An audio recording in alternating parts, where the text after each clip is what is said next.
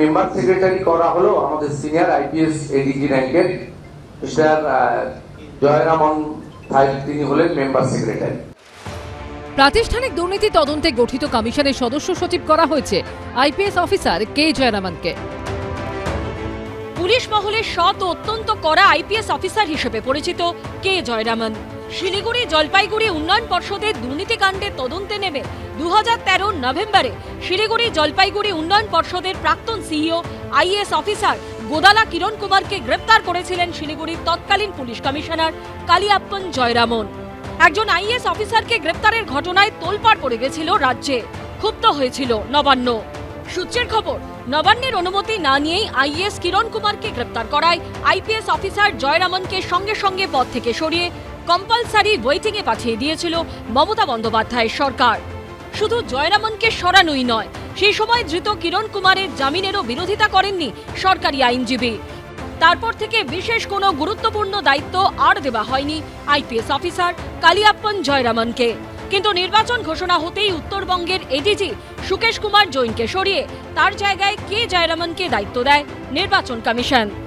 এবার সেই IPS officer কে জয়রামনকেই প্রাতিষ্ঠানিক দুর্নীতি তদন্তের জন্য গঠিত কমিশনের সদস্য সচিব করল বিজেপি সরকার। এবিপি আনন্দ। নারী ও শিশু উন্নয়ন এবং সমাজ কল্যাণ বিভাগের অধীনস্থ অন্নপূর্ণা যোজনা প্রকল্পের নীতিগত অনুমোদন। তৃণমূলের ফ্ল্যাগশিপ প্রকল্প লক্ষ্মীর ভান্ডার এখন বিজেপি সরকারের হাত ধরে অন্নপূর্ণা ভান্ডার। নাম বদলেছে টাকার অঙ্ক। তৃণমূল আমলে 1,500 টাকা, এখন বিজেপি সরকারের আমলে 3,000 টাকা। সোমবার মন্ত্রিসভার বৈঠকের পর নারী ও শিশু কল্যাণ মন্ত্রী অগ্নিমিত্রা পাল স্পষ্ট করে দিয়েছেন, যারা লক্ষ্মীর ভান্ডার পেতেন অন্নপূর্ণা ভান্ডার প্রকল্পের জন্য তাদের পুনরায় আবেদনের প্রয়োজন নেই। যারা লক্ষ্মীর ভান্ডার পেতেন তাদের অ্যাকাউন্টেই পৌঁছে যাবে অন্নপূর্ণা ভান্ডার। রিঅ্যাপ্লিকেশন ইজ নট রিকোয়ার্ড। যারা যারা লক্ষ্মীর ভান্ডার পেতেন তাদেরই নাম আবার করে অন্নপূর্ণার ভান্ডার, জাস্ট নামগুলো ট্রান্সফার হয়ে যাবে এই স্কিমে। ডাইরেক্ট ব্যাংক ট্রান্সফার হবে এবং যারা পাননি আমরা খুব শীঘ্রই একটি পোর্টাল শুরু করতে চলেছি, সেখানে যারা পাননি এতদিন তারা অ্যাপ্লাই করবে। এই সিদ্ধান্তে বেজায় খুশি রাজ্যের বিভিন্ন প্রান্তের অন্নপূর্ণারা।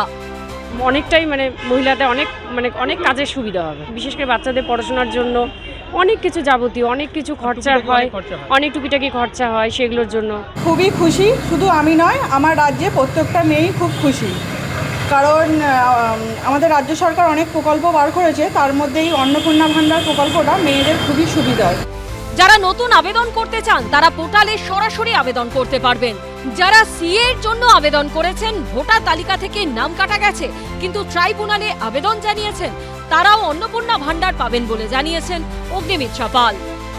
91 লক্ষ নাম যেগুলো বাদ গেছে সেগুলো নিয়ে একটা সার্ভে হবে, অ্যানালিসিস হবে এবং তার মধ্যে থেকেও যারা ট্রাইব্যুনালে আপিল করেছেন তারা পাবেন অন্নপূর্ণার ভান্ডার, যারা সিএ অ্যাপ্লাই করেছেন তারা পাবেন অন্নপূর্ণা ভান্ডার যতক্ষণ না ডিসিশন হচ্ছে। ইনকাম তো সবারই কম, তো মধ্যবিত্ত পরিবারের জন্য খুবই ভালো, খুবই সুখবর। অবশ্যই পাওয়া দরকার। মেয়েদের একটা দেখুন স্বনির্ভরতা তো কেমন কিছু এখনোভাবে সেভাবে হয়নি, আর সব এখনও আমাদের প্রচুর পিছিয়ে পড়া মা বোনেরা বা দিদিরা রয়েছে, তাদের জন্য অবশ্যই এটা সুখবর। সোমবার ছিল বিজেপি সরকারের দ্বিতীয় মন্ত্রিসভার বৈঠক।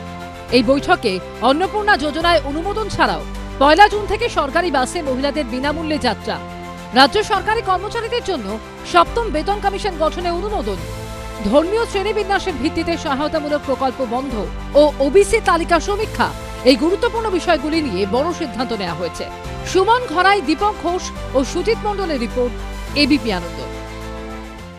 এবিপি আনন্দ, এগিয়ে থাকে, এগিয়ে রাখে।